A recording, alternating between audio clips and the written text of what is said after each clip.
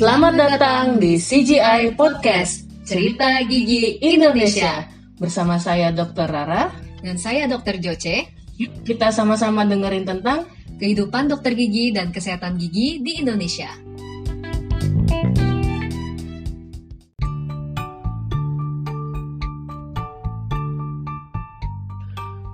Selamat datang di podcast kami lagi. Sekarang akhirnya kita udah masuk ke segmen 1. Iya. Jadi judulnya Mengapa Kedokteran Gigi. Sekarang kita awal akan nanya-nanya dulu ke Dr. Joce tentang awal mula memilih FKG sebagai pilihan masuk kuliah. Kenapa sih milih FKG, Dr. Joce? Oke dong. Jadi gimana ya mulai ceritanya ya? Sebenarnya pilihan pertama saya itu bukan fakultas kedokteran gigi sih dok sebelumnya. Jadi memang sebenarnya dulu itu sempat mau masuk yang itu fakultas ilmu komunikasi. Oh, mau jadi anak ini ya, mau jadi PR ya, mau jadi PR. Ya, mau jadi wartawan tadinya dok. Oh, wartawan. Cita-cita saya tuh jurnalis. mau jadi wartawan Piala Dunia di Jerman gitu. Kayaknya agak muluk-muluk ya. Makanya kenapa waktu itu sempat mau ambil ilkom, cuman setelah beberapa pertimbangan kayaknya nggak jadi ilkom. Terus boleh tahu pertimbangannya apa? Pertimbangannya ya dari orang tua juga mungkin kurang mendukung gitu ya. Terus ya begitulah. Terus sebenarnya saya juga ada 2 pilihan sih waktu itu. Jadi saya kan emang suka juga sama yang biologi kayak alam gitu ya, biologi atau yang tentang manusia gitu. Tadinya mau sempat ambil dokter, cuman aku pikir kayaknya terlalu luas banget nih kedokteran gitu. Waktu itu sih mikirnya gitu sih. Dan akhirnya ada dokter yang lain nih, dokter gigi yang nggak harus dari dokter dulu gitu. Nah, dari keluarga juga nggak ada yang dokter sih, nggak ada yang dokter atau dokter gigi. Jadi memang saya waktu itu agak gambling juga awalnya. Jadi waduh nanti gimana nih bisa bertahan nggak ya, kalau bingung mau nanya siapa nih, mau nanya siapa gitu, nggak ada kenalan gitu. Awal-awal juga cuman pernah ke dokter gigi cuman karena waktu itu pas kecil doang pasang kawat. Pasang kawat yang lepas-lepas itu lah dokternya. Nah itu dari situ kayaknya mulai tertarik juga dokter gigi. Waktu itu pengalaman dengan dokter giginya sih menyenangkan ya, jadi pengen jadi makanya jadi gigi ya. Penasaran gitu. Dokter gigi kayaknya seru juga nih menggabungkan sains dengan art ya waktu itu. Menggabungkan sains sama ada pekerjaan tangannya juga. Jadi akhirnya masuk daftar, ya udah daftar deh, coba-coba daftar ke fakultas kedokteran gigi. Waktu itu bukanya kalau yang kan saya di Jakarta, jadi waktu itu buka Trisakti. Kalau mau UI kan harus SNPTN ya, SIMAK gitu. SNPTN gitu. Zaman dulu UNPTN kalau zaman dulu itu. Kalau ini SNMPTN kalau nggak salah. Nah itu kan agak susah ya, penyaringannya juga sebenarnya agak jauh juga dari rumah kan waktu itu kalau yang UI. Nah jadi pertimbangannya di Salemba tuh. Salemba. Kuliah dari awal udah di Salemba gitu mereka. Kalau nggak salah sih iya dong. Buat teman-teman yang di UI mungkin bisa komen.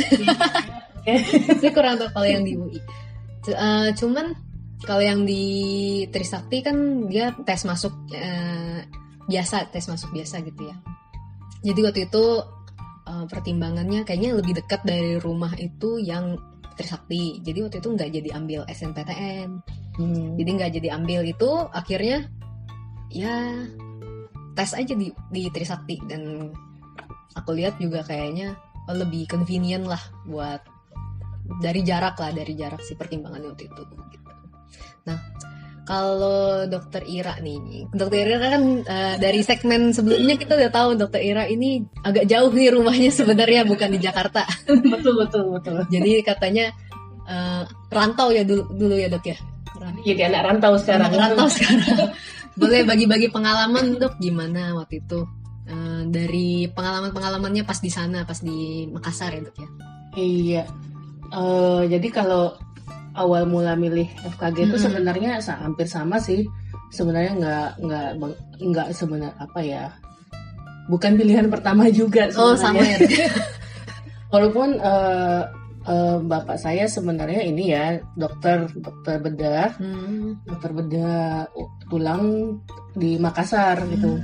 Tapi sebenarnya awalnya itu nggak ada keinginan mau jadi dokter sama sekali, malah tertariknya lebih ke IT, komputer gitu-gitu. Terus udah keinginan pengen masuk teknik sebenarnya, tapi kan sebelum ikut UMPTN, dulu kita sebutnya UMPTN sih. Aduh, jadi ketahuan banget nih umurnya. Sekarang sudah beralih ya ke SNMPTN. Ya, jadi UMPTN itu harus ikut kayak course yang untuk persiapan UMPTN gitu kan. Iya, betul. Selama 9 bulan. Ya, waktu itu sih saya milih yang 9 bulan supaya lebih lama jarak belajarnya selama SMA gitu. Terus di situ dikasih tahu kalau misalnya mau ikut tes kayak gitu, ada beberapa pilihan. Jadi ada ada IPA, ada IPS, dan ada IPC.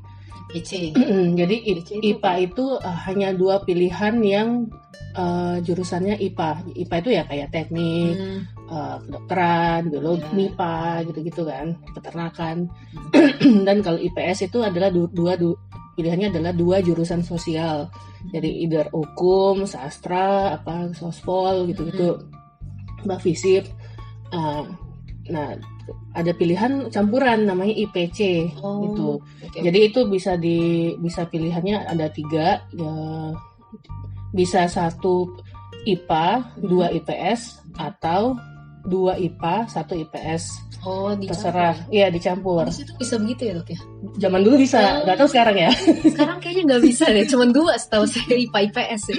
Nah, ya dulu bisa. Jadi itu buat orang-orang yang galau sebenarnya. Sekarang udah harus nentuin dari SMA tuh, mau IPA apa IPS kamu gitu kan. Oh ya. Nah, itu kan kalau pas penjurusan di SMA kan. Betul. Ini pas mau tes. Pas mau tes. Iya, jadi ada tiga pilihan. Jadi mau ikutin mana. Beli formulirnya juga beda. IPC jauh lebih mahal daripada IPA dan IPS doang. Buat anak-anak yang galau soalnya. Buat anak-anak galau. Terus dikasih tahu sama si orang-orang bimbingannya gitu, kalau pilihnya IPC itu pilihan pertama itu harus pilihan impian. Pilihan yang mimpi lah, pokoknya yang pengen banget digapai. Terus pilihan pilihan kedua itu adalah pilihan yang sesuai dengan level otak kita. Oke. Terus pilihan ketiga itu kayak pilihan apa boleh buat. Jadi ada pilihan apa boleh buat itu gimana? Jadi kayak ya udahlah apa boleh buat, yang penting bisa masuk aja gitu kampus. Terus yang pertama itu jadinya saya waktu itu milihnya teknik elektro. Karena waktu itu di Unhas belum ada teknik komputer. Sekarang sih udah ada informatika mereka ya. Dulu itu belum ada gitu teknik elektro. Jadi ya udah teknik elektro. Yang kedua adalah kedokteran gigi. Pikirannya kenapa? Tadinya pikirannya pengen kedokteran umum aja karena udah ada basic dari ya ibu dan bapak saya sebenarnya dokter kan. Betul. Gitu. Jadi juga ada buku-buku apa segala macam gitu. Tapi kedokteran umum dan elektro itu levelnya sama. Level dimana orang yang paling banyak masuk dan paling sedikit diterima. Jadi itu pilihan ya. Jadi itu kayak memang pilihan impian semua orang gitu loh. Susah masuknya nih. Orang terpilih aja nih. Iya. Nah, kalau kedokteran gigi dilihatnya, tadinya mikirnya gini, kedokteran gigi, paling ini belajarnya ya sedikit lah gitu, lebih ini dari kedokteran umum, nanti bisa lah ngikutin kan kedokteran ya. Saya udah punya pengalaman sama orang tua gini gitu. Ya udah, milih lah kedokteran gigi juga, pikirnya waktu SMA saya biologinya tinggi gitu kan. Jadi memang udah suka pelajaran yang seperti itu. Iya, biasanya biologi itu yang paling tinggi ada. Paling suka kalau matematika apaan ini gitu. Aduh. Pilihan ketiga saya. Apa itu? Adalah sastra Prancis. Bonjour. Saya nggak bisa. Kenapa? Karena dari dulu itu kan kepikiran pengen ke Perancis. Kepikiran pengen ke Perancis, pengen ke Paris, terus pengen belajar bahasa Perancis gitu, dan ternyata susah. Nggak jadi belajar juga gitu. Sastra Perancis. Nah iya makanya terus setelah UMPTN sebenarnya saya juga ngetes ke Trisakti loh. Oh gitu? Iya. Tapi di Trisakti itu bukan ngetes ke FKG-nya. Ngetes ke tekniknya ya? Ke teknik, ke teknik. informatika sama teknik apa tuh. Juga sempat ngetes di Untar, Tarumanagara. Oh iya. Jadi waktu itu pokoknya segala macam ada tes ikut gitu. Bingung tuh harusnya ya. Yang di Tarumanagara itu arsitek karena memang suka gambar juga. Terus sempat ngetes di STT Telkom. Sekarang sih namanya Universitas Telkom. Zaman dulu STT Telkom itu untuk inilah jadi insinyur ya, insinyur intinya tentang komputer juga gitu, informatika komputer. Terus sambil menunggu si hasil UMPTN, tes itu kan dilakukan. Trisakti itu keluar lebih awal. Gitu. Keluar lebih awal informasinya lulusnya, ternyata lulus, terus dapat peringkat ketiga, di mana dapat diskon-diskon, potongan-potongan ini anu. Trisakti tuh ini royal kalau potongan kayaknya. Potong, nggak tahu dalamnya nanti. Nggak tahu. Terus ya udah kita udah bayar, terus udah dapat jasa amatir juga gitu. Sampai kalau nggak salah bayaran kedua, jadi ada cicilan gitu kan. Nah, cicilan kedua, setelah cicilan kedua dibayar, terus kemudian hasil dari UMPTN-nya keluar. Jadi hasil UMPTN dengan tesnya memang lama banget dulu itu, mungkin sekitar 1,5 bulan jedanya. Jadi masih bisa ngetes di tempat lain kan. Udah di situ dilema gitu, karena orang tua sebenarnya pengen saya balik ke Makassar gitu kan. Jadi dengan ini kan lebih murah dulu, tahu nggak SPP saya berapa? Aduh, berapa dong? 180.000 dong. Tidak. Jangan dibandingkan dengan sekarang ya guys. Uang pangkalnya 300 berapa gitu, terus habis itu ininya 180.000. Terus kata dengan pertimbangan itu mereka banyak yang memaksa saya balik ke Makassar. Oke. Tapi dapatnya dokter gigi, FKG ternyata lulusnya. Bukan teknik ya, bukan teknik, itu sedih. Ya udah, gimana dong? Ya udah.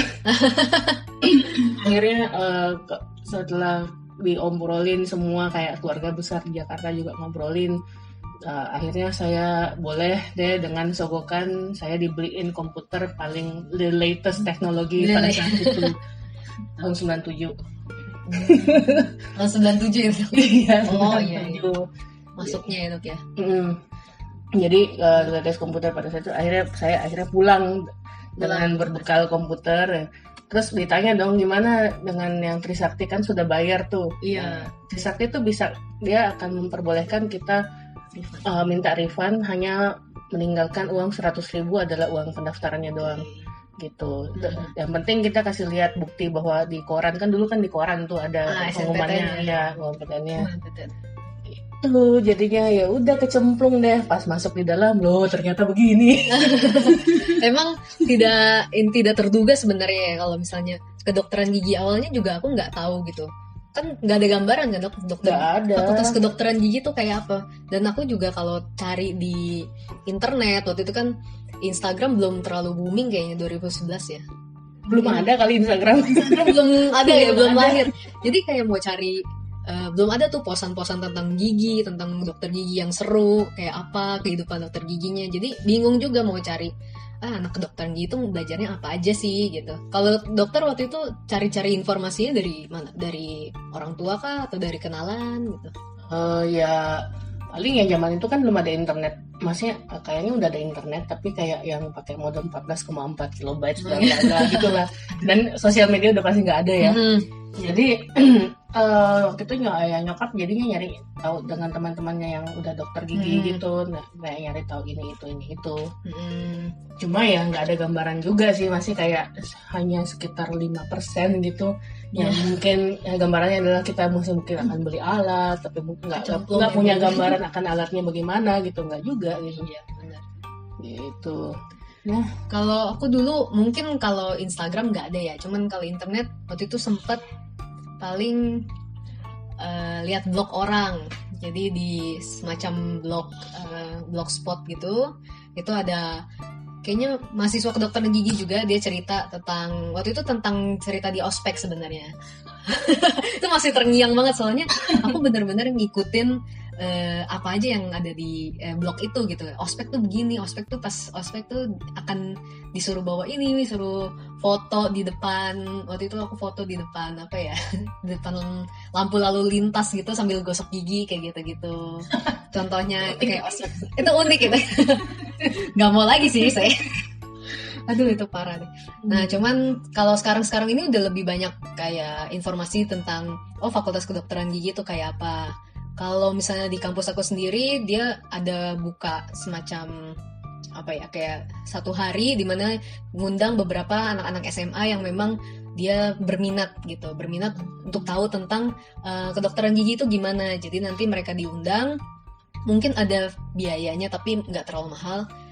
Di sana nanti ada pengurusnya gitu, jadi yang akan ngasih tour, yang ngasih kayak wawancara dengan para dosen-dosen di situ untuk menceritakan kayak gimana, atau terus ada simulasi skills lab juga, ada simulasi tentang gimana cara mencetak gigi atau apa, nanti ada kayak gitu. Udah lebih terbuka ya, iya. Beda dengan dulu ya. Dulu kita kayak ditutup matanya nggak tahu apa-apa gitu. Cuman nih sekarang udah lebih modern kali ya dok ya. Ya mungkin, tapi lebih enak. Mungkin itu di Jakarta doang kali. Kalau di Makassar saya belum pernah denger yang kayak gitu sih. Mungkin bisa jadi ide nantinya. Bisa jadi ide. Hai orang-orang yang di Universitas Hasanuddin. Ya. Banyak teman-temanku yang udah jadi dosen mereka di sana. Gitu. Boleh shout out tuh ya. Shout out. Boleh. Oke, sekarang kita lanjut lah. Jadi orang sebenarnya orang awam nih tahu nih kalau dokter gigi itu kuliah di FKG itu cukup lama. Iya, betul. Kalau di Trisakti kira-kira berapa lama waktu itu? Kalau di Trisakti, jadi kalau di Trisakti itu kan, kalau kita dokter gigi ada 2 fase ya dok ya, kita sebutnya betul, ya. Ada, kalau aku nyebutnya preklinik sama klinik. Jadi ada pre-koas gitu ya, itu yang S1-nya, sama nanti koasnya, baru nanti disumpah jadi dokter gigi gitu. Disumpah. Jadi kalau awalnya itu kan fase preklinik itu fase S1 lah istilahnya, untuk menuju ke graduation S1, jadi ke kelulusan wisuda S1. Nah itu gelarnya bukan dokter gigi tapi kan SKG ya, sarjana kedokteran gigi. Itu aku durasinya kurang lebih 7 semester, 3,5 tahun. 7 lama apa cepet itu dong? Cepet masa sih? Menurutku ya. Oh iya, 7 semester waktu itu. Itu idealnya sih 7 semester, kurang lebih 3,5 tahun. Di semester ke-6 itu udah mulai persiapan buat skripsi. Jadi di situ udah mulai warawiri skripsi, itu orang-orang skripsi penelitian, atau ada yang studi kemana, studi pustaka ya waktu itu ya sebutannya. Nah itu di semester ke-6, 7 lah, itu sidang baru lulusnya kan SKG itu dapat gelarnya. Nah di situ kalau misalnya mau melanjutkan ke jenjang profesional itu harus melalui yang namanya kepanitraan klinik gitu jadinya. Jadi ada fase koas lah, kita disebutnya sebagai mahasiswa-mahasiswi koas. Jadi di situ itu selamanya ini nih yang agak-agak titik. Selama berapa koasnya? Selama yang bisa kamu cepet deh, kalau bisa cepat gitu ya. Betul. Tapi idealnya biasanya itu 2 tahun atau 4 semester. Tapi kadang-kadang kan karena kita ini apa ya, requirement base ya. Jadi ada requirement, jadi ada perawatan apa yang harus kita selesaikan dulu sebelum kita nantinya harus lulus. Dan requirement untuk lulus itu tuh nggak sedikit gitu. Nggak sedikit, jadi banyak banget. Dari berbagai macam bidang itu ada, misalnya cabut gigi itu berapa, cabut gigi dewasa anak itu berapa, terus nambel yang kelas berapa, nambel yang kasus ini kayak gimana, itu harus dapat target berapa gitu ya.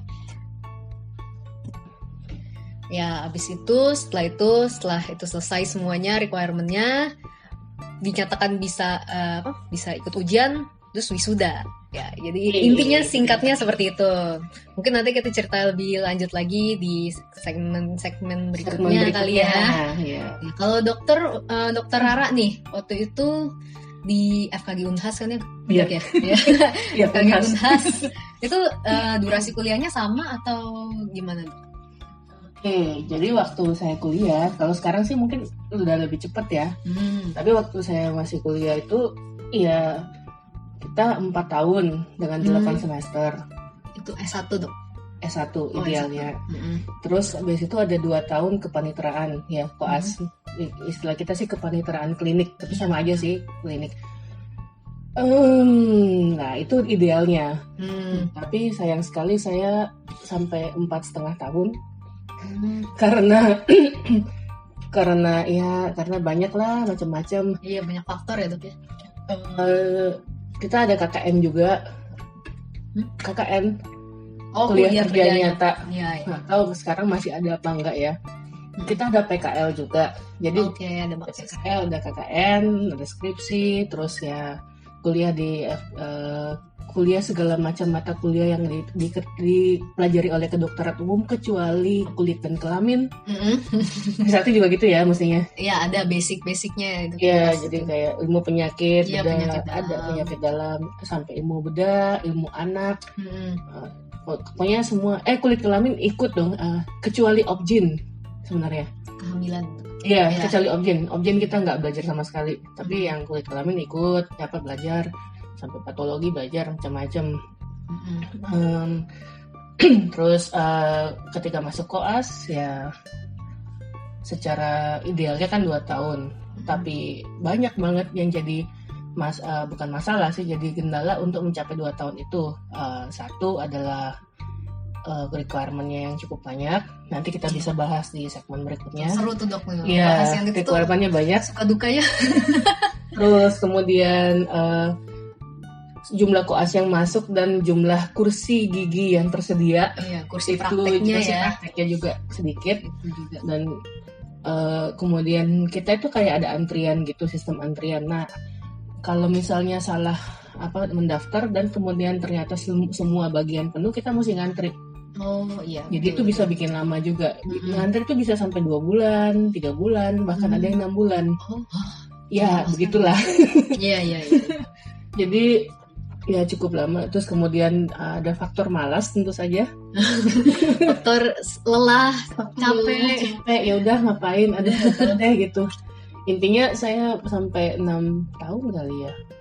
6 tahun. Punya totally kuliah 10 tahun. Cinta banget kayaknya sama kampus. Cinta mati sampai ke ini. Oke. Ya, dan kalau pokoknya yang detail-detail kita akan bahas di segmen berikutnya. Kalau yang soal koas ya dok ya. Banyak banget itu. Mungkin bisa 2 segmen, 3 segmen. Saking banyaknya. Ya, terus gimana? Kalau dokter Joce waktu kuliah, kira-kira tips bertahan hidupnya gimana nih? Tips survival ya. Mungkin kita ini dulu ya cerita mungkin pas preklinik itu kita belajar apa aja sih tuh sebenarnya?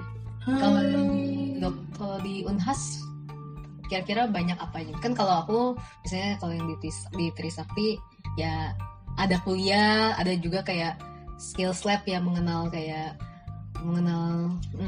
prakteknya gitu ya. Tapi bukan praktek ke pasien. Iya, gitu. Praktek ke pantom kan? Iya, sama praktek ke pantom gitu. Jadi buat misalnya nambel tapi nambel giginya tuh di fantom gitu. Ya, gigi orang yang sudah dicabut dan ditanam. Ya nanti kalau kalian koas itu, bukan koas, preklinik, prekoas itu ya harus cari gigi. Itu yang kita struggle juga ya. Iya, betul. Jadi struggle-nya itu memang banyak juga ya di berbagai bagian lah. Cuman ya namanya kan segala sesuatunya juga pasti akan lewat gitu, segala sesuatunya juga akan dilalui dengan baik gitu kalau misalnya kita tetap semangat, tetap bertahan lah, jangan putus asa, jangan putus semangat. Orang-orang kedokteran gigi ini terkenal mentalnya kuat sebenarnya kayaknya dok ya. Dilihat karena ini maksudnya banyak hal-hal yang tidak diduga dan kita harus mencari tahu jalan keluarnya. Iya, itu penting. Jadi itu banyak sekali yang dipelajari itu kayak ya hal-hal yang berhubungan dengan bertahan hidup buat di kehidupan nyata juga ya dok, bukan di kampus doang gitu. Paling kalau aku tips bertahan hidupnya ya apa ya, mungkin pertemanan itu juga membantu sih. Jadi kalau aku banyak dapat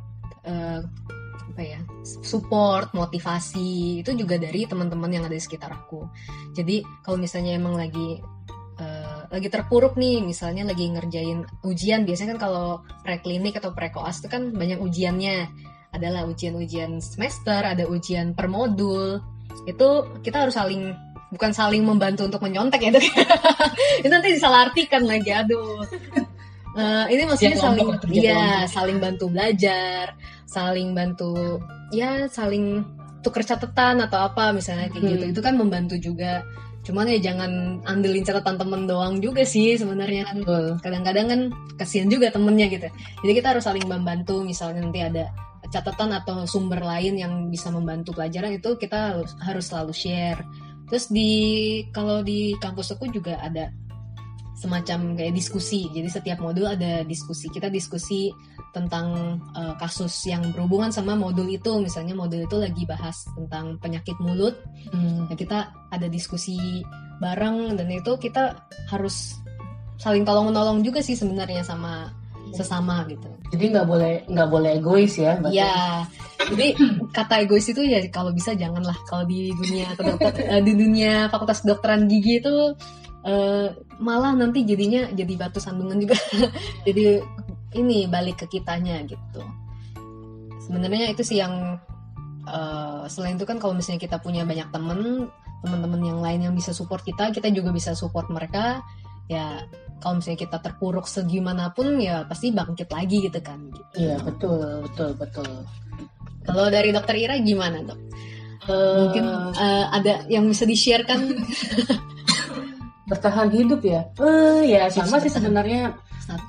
Saat kuliah juga kita harus bersosialisasi ya dengan baik gitu, nggak boleh sendiri gitu, karena kalau sendiri ya kita akan rugi sendiri. Misalnya ada info apa kita juga nggak akan tahu karena orang juga males gitu ngontek kita gimana gitu. Terus kalau misalnya tadi kelompok belajar ya, jadi saya ingat waktu kuliah anatomi umum itu kita sampai manggil salah satu asisten anatomi gitu untuk bantuin belajar karena kita mau final nih. Terus finalnya kan ada yang praktikum tuh yang kayak harus tahu ini visur apa namanya, lekukannya. Aduh, ya gitu.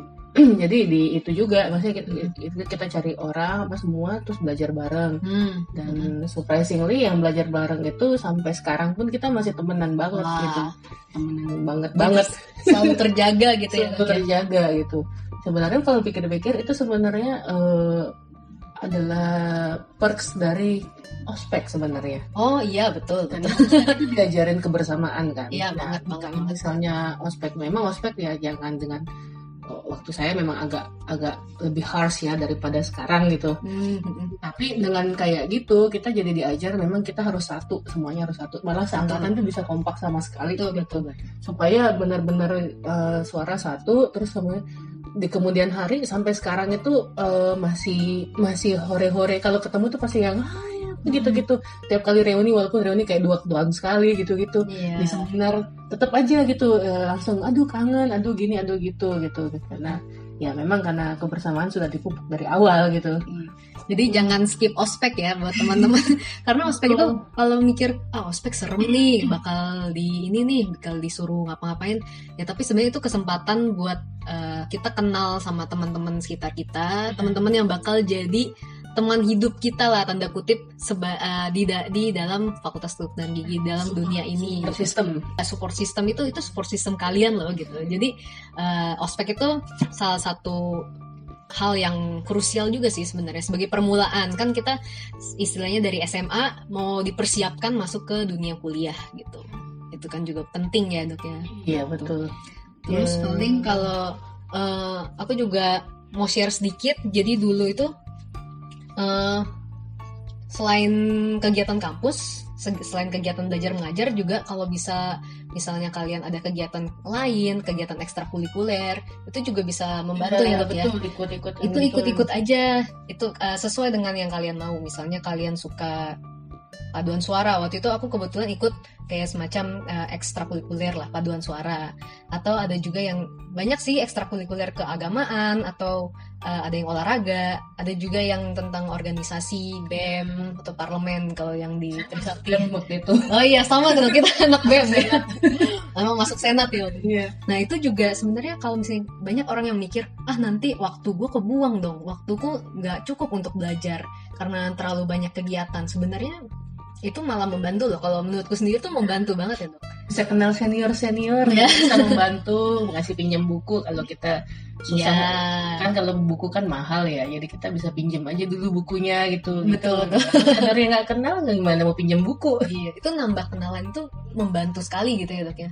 Iya. Sangat-sangat membantu, dan juga kita juga terlatih untuk bisa berhubungan, menjalin hubungan sama orang itu gimana gitu. Jadi kita bisa tahu tips and tricksnya kalau misalnya kita jalin suatu hubungan kerjasama sama orang itu harus kayak gimana, bekerja sama orang itu kayak gimana gitu. Nah yang terakhir nih dok, aku juga mau nanya-nanya ke dokter Rara. Kalau menurut dokter Rara itu selama masa preklinik atau prekoas itu hal yang paling berkesan apa sih dok, atau yang paling diingat gitu? Yang paling berkesan apa ya? Kayaknya sebenarnya Banyak bukan ya banyak sih sebenarnya, Iya. tapi yang paling diingat banget sampai sekarang itu kayak pas masa KKN. Jadi kita masih ada KKN ya waktu itu. Saya nggak tahu sekarang masih ada apa enggak ya. KKN Jadi itu apa dok? Kuliah kerja nyata. Jadi tapi karena kita waktu itu udah biasanya KKN itu digabung sama fakultas-fakultas lain, jadi kayak teknik, sospol gitu-gitu. Tapi pas saya KKN-nya udah dibuat jadi KKN kesehatan. Jadi teman-teman yang gabung di KKN itu adalah orang-orang dari kedokteran umum, farmasi, apalagi satu itu saya lupa tadi mau bilang terus lupa. FKM, FKM. kesehatan masyarakat, Ya. terus kemudian kedokteran gigi. Dan itu kita 3 bulan apa 6 bulan gitu ya, kayak sekitar 4 bulan, sekitar 4 bulan pergi ke daerah maksudnya ke kabupaten gitu, terus ke desa. Terus tempatku itu dapatnya yang tempatnya di ujung gunung banget, jadi puncak gunung gitu, jadi harus dari jalan poros di jalan poros provinsi gitu masuk lagi dengan jalan yang kurang bagus jalannya, sekitar 2 jam baru bisa nyampe ke puskesmasnya itu. Terus kita tinggal di dokter puskesmas tinggal di rumah dokter puskesmas bareng-bareng semua rame-rame, jadi pada tidur di lantai gitu-gitu deh. Terus habis itu kalau kita mau, kan kalau KKN tuh kerjanya jadinya kita ngedata ya, ngedata macam-macam lah, ada masalah urusan hamil, urusan anak-anak belum di posyandu lah, belum apalah gitu-gitu. Nggak cuma gigi doang gitu. Nggak, iya, karena kan kerjanya memang kayak bareng gitu kan. Terus ya untuk mencapai dusun-dusun yang ada di kecamatan itu kita harus jalan, karena jalanannya itu nggak bisa dipakai mobil. Terus jalanannya kalau pakai motor tuh bisa jatuh. Satu-satunya bisa pakai kuda atau jalan kaki. Kuda kan nggak tersedia untuk rombongan kita ada 10 orang. Jadi nggak tersedia sebanyak itu. Jadi mau nggak mau ya kita kayak ninja Hattori gitu ya, menurunin lembah, nyusurin gunung, naik gunung gitu-gitu. Dan dusun yang terjauh tuh kita jalan selama 12 jam. Jalan itu dong. Jalan ya. Jalan. Catat itu jalan itu loh. Nah tapi walaupun memang capek, tapi jadi terkesan banget itu. Pengalaman yang tidak saya dapat. Dan hal itu kita harus lakukan dalam 3 kali atau 4 kali selama masa KKN itu. Wow. Intinya kayak tiap bulan itu harus ada perjalanan kayak gitu, jalan dari sini ke situ, dari sini ke sana. Kayak gitu. Jadi nggak cuma di kampus aja, tapi kegiatan di luar itu juga banyak ya dok ya. Kalau kedokteran gigi juga banyak kegiatan di luar ya, yang menjangkau masyarakat kurang mampu kayak gitu. Iya. menjangkau masyarakat yang tidak terjangkau seperti itu, karena itu juga melatih jiwa sosial gitu ya dok ya. Iya, kayak baksos juga ada kan, baksos kalau misalnya. Nah baksos biasanya kita ngadainnya malah bukan di sekitar di kota gitu, kita ngadainnya malah sampai lintas pulau, misalnya ke NTT, NTB waktu itu, terus sempat ke Kalimantan Timur, sempat ke Sulawesi Tengah, ke Palu, Donggala. Udah beragam, jadi dokter Ira ini udah merantau kemana-mana ya dok. Udah tahu banget pulau-pulau di Indonesia lainnya gitu. Ya, kalau misalnya emang sih kalau yang di kedokteran gigi kalau cuman belajar aja nggak seru gitu ya dok ya, malah jenuh. Iya, gitu. harus Jadi, ada praktek-prakteknya. Harus sering ikut aja pokoknya. Kalau misalnya kampus-kampus itu kan juga pasti banyak kayak acara-acara lain, misalnya ngadain acara ke luar kota atau keluar negeri atau keluar daerah, itu diikutin aja karena itu semua bisa membangun soft skill juga gitu ya. Iya betul. Oh iya, satu lagi semasa preklinik waktu itu kita kan saya ikut senat juga kan, itu senat. Terus pada saat angkatan kami adalah penguasa senatnya pada saat itu. Iya, dibikinlah ada satu program acara yang tidak pernah dilakukan baik sebelumnya atau mungkin direncanakan ke depannya. Oh, jadi cuma satu kali itu doang. Satu kali itu doang. Jadi kita mau bikin konser amal. Konser amal dengan mengundang Gigi Band. Gigi Band apa? Iya, Gigi yang Arman Maulana. Oh, itu ada Dewa Bujana gitu-gitu. Karena namanya Gigi ya dok ya. Iya, kan namanya Gigi terus jadi kita itu terus sampai ya lumayan sih persiapan 4 bulan terus habis itu ya ada sempat acara yang aduh ini motornya siapa nih harus digadaikan gitu-gitu karena sempat cari dananya kan memang harus ngos-ngosan banget ya. Tapi untungnya bisa kejadian dan dengan sukses tanpa hutang apapun. Karena semuanya kerjasama gitu ya, pokoknya saling bahu-membahu demi terlaksananya suatu acara gitu. Iya. Kalau ada pesan dan kesan nggak dok? Ada pesan-pesan sih lebih tepatnya untuk teman-teman kita yang mungkin baru mau memasuki dunia kedokteran gigi gitu ya, atau baru mau memasuki dunia pre-koas atau preklinik gitu dok. Buat yang mungkin punya cita-cita jadi dokter gigi, terus kemudian yang sudah punya niat bulat, tekad dan kuat harus untuk memilih kedokteran gigi, harus pasti. Jadi harus siapkan mental, siapkan fisik, karena semuanya itu juga pasti kita butuhkan banget. Kalau misalnya mentalnya nggak kuat, fisiknya nggak kuat, nanti apapun juga nanti bisa cepat down gitu. Terus siapkan duit pastinya karena uangnya itu banyak banget yang akan dikeluarkan. Jadi jangan kayak waktu saya dulu, oh iya bayarnya cuma 180.000 per semester, nggak hitungan SKS lagi karena kan negeri kan. Jadi terserah mau ngambil berapa SKS ya segitu bayarnya. Tapi belum tentu SPP-nya segitu, iya. Tapi yang lain yang dibayar, yang dibeli itu yang mahal. Iya, jadi harus direncanakan dulu, dipikirkan baik-baik. Terus juga ya cari-cari informasi di internet sekarang udah sangat-sangat baik karena udah sangat-sangat banyak informasinya. Nggak kayak kita mungkin dulu udah kurang gitu informasinya mungkin ya. Sekarang udah lebih terbuka, jadi fakultas kedokteran gigi yang lainnya juga udah mulai open house lah, istilahnya banyak open house buat kamu tanya-tanya aja, saling share apa yang mau diketahui. Dan yang paling penting tadi bener sih dok, mental, fisik, jangan cepet sakit gitu. Betul. Ya, terus habis itu ya itu tadi jalin relasi yang baik dengan teman-teman sejawat, dengan teman-teman mulai dari ini dulu lah, dari seangkatan ya dok ya. Itu harus kompak dulu. Karena itu teman-teman terdekat kalian lah yang akan menjadi teman sejawat di kedepannya. Iya, betul. Ya, bocoran tentang segmen berikutnya nanti kita bakalan ngomongin soal kehidupan di saat koas ya. Nah, ini udah lebih panas ya, panas. Udah lebih seru pastinya karena disinilah titik mulainya mental kita diuji secara benar-benar diuji. Betul. Jadi itu kayaknya hal-hal yang paling banyak yang bisa diingat oleh seorang dokter gigi setelah lulus itu pasti kurang lebih 75% adalah kesan-kesan pada saat koas ya. Iya, karena kalau misalnya kita udah S1 gitu kan wisuda gitu ya dok. Iya. Tapi kayak tunggu dulu masih ada koas gitu. Kayak tidak berhenti sampai di sini loh gitu. Nah itu yang koas itu perlu lebih banyak persiapan, perlu lebih banyak kekuatan mental dan fisik lagi ya dok ya lebih pastinya. Fisik. Iya, supaya nggak cepet nangis, nggak cepet down.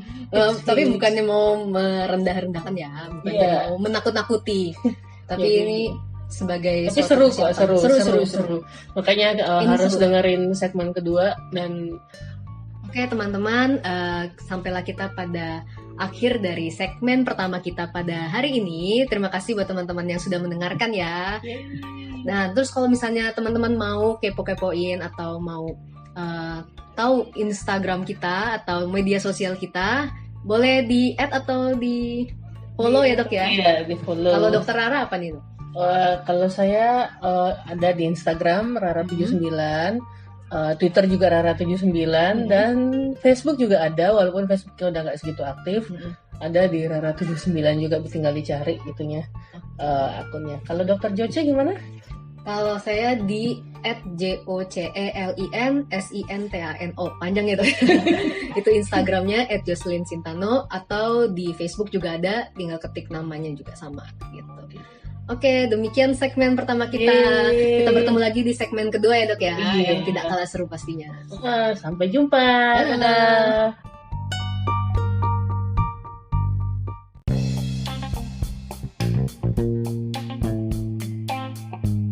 Cerita Gigi Indonesia, tempat curhat dan edukasi dari Dokter Gigi Indonesia kepada teman sejawat dan masyarakat umum.